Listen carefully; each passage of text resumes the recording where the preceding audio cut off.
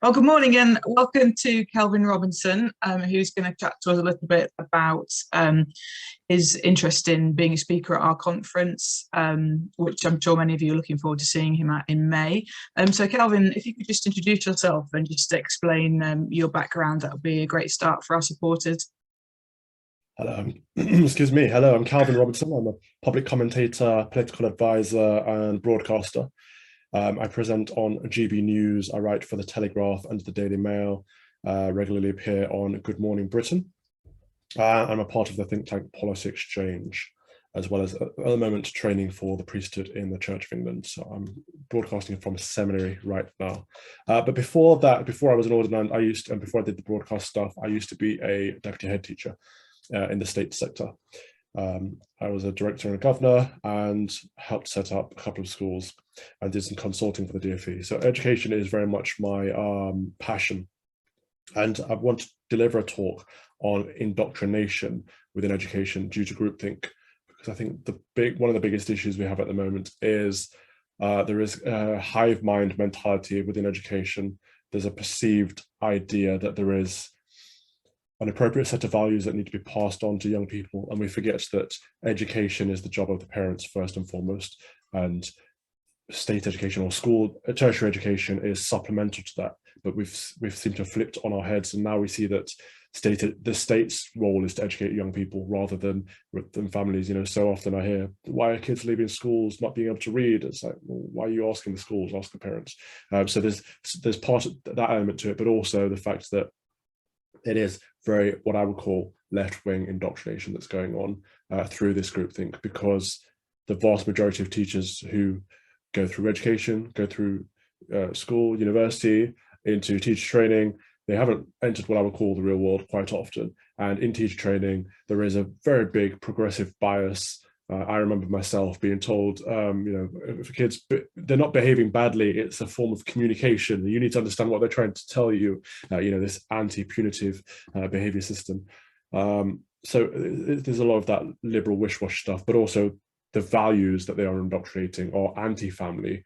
They are, I would say, anti-Christian and anti-British.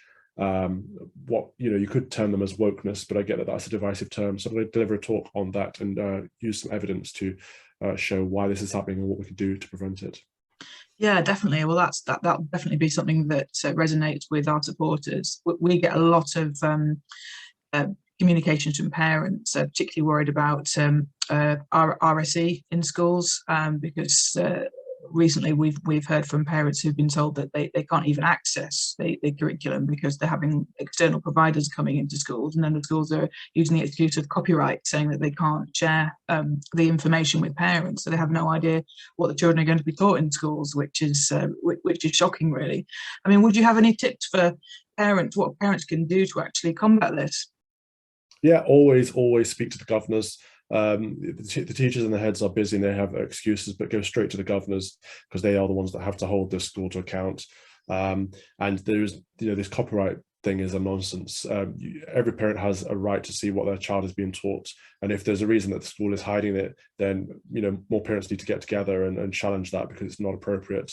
It's your child at the end of the day, not the school's. Yeah, definitely.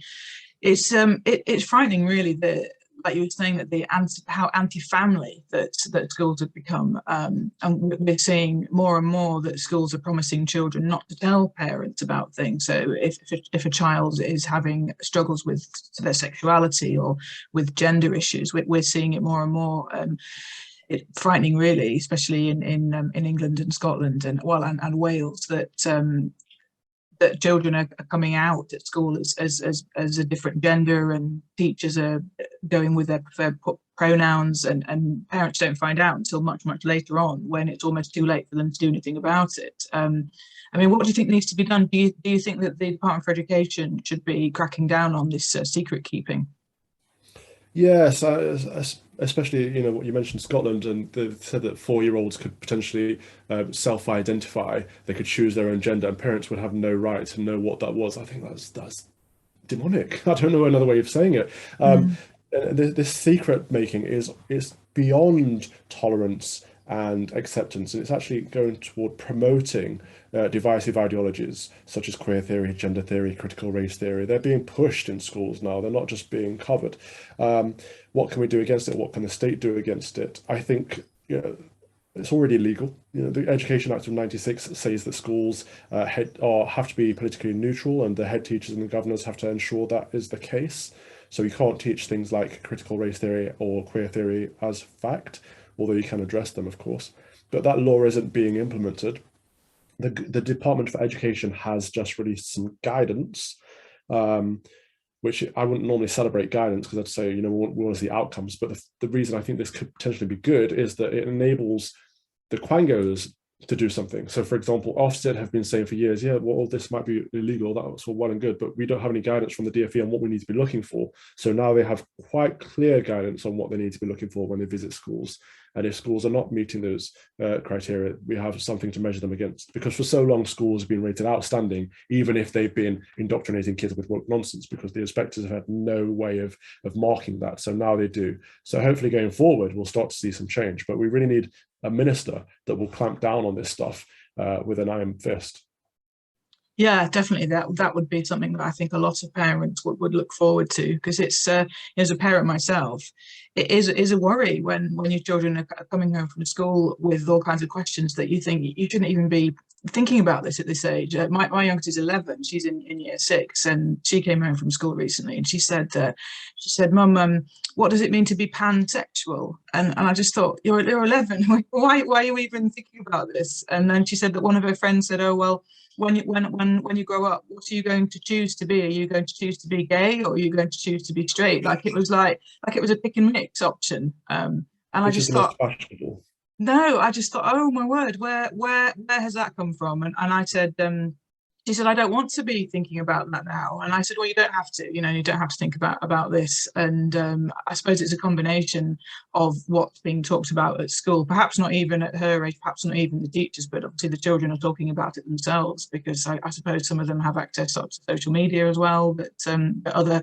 other children don't have. So it's just it's a minefield as a parent on what you can say to your children, and then not knowing if the teachers are backing them up on this or what they're saying. It's a scary time. So I certainly agree that a minister to actually take a lead on this, because I do think as well that we've had contact from teachers that teachers struggle with this as well, because if there are any teachers who don't agree with this, you know, they don't know where to go with it either.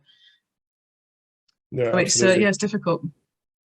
The whole RSE thing is scary to me. The fact that they're pushing sex ed down from secondary into primary, and all these conversations are being had now. But why does a child need to know about sexuality in the first place? But they're not just addressing sexuality. Like I said, they're promoting anti-family programs through this RSE scheme with things like Mermaids and Stonewall. You know, these really toxic charities. I use the word charities there quite loosely. They're undermining our values as a society. I don't know why, but we need to fight against it. Definitely. That's something that Family Education Trust, you know, we want to really promote families, because stable families are the best way to bring up children, having their, you know, the mother and their father there. And it shouldn't, in our opinion, it shouldn't be a bigoted thing to say that's the best way to bring up children. But sadly, in today's society, it seems to be very unpopular to say such a thing, which is crazy, when really we're all after the best interests of the child. So it's a mad world we seem to be living in at the moment. But anyway, we're really looking forward to seeing you at the conference. So can our supporters look forward to hearing you talk about, you know, more of these issues and bring forward some questions in May? Absolutely. So I'll be talking about left-wing indoctrination in schools, and I'm really looking forward to it. So thank you very much. That's great. Well, we're looking forward to seeing you in May. Thank you. God bless.